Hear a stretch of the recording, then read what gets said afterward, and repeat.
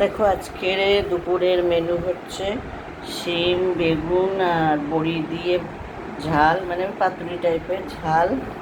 আর এখানে হচ্ছে পমফ্রেট মাছের আলু পেঁয়াজ দিয়ে ঝাল। এই হচ্ছে আজকে দুপুরের মেনু। আর শিম বেগুন দিয়ে বড়ি দিয়ে ঝাল। আর এখানে দেখো আচার নিয়ে নিয়েছে।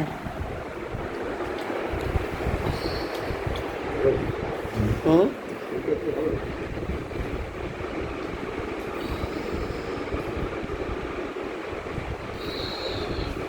ভালো আছে। পোস্ত দিয়েছে তো, পোস্ত দিয়ে। হুম, চলো খেয়ে নিক।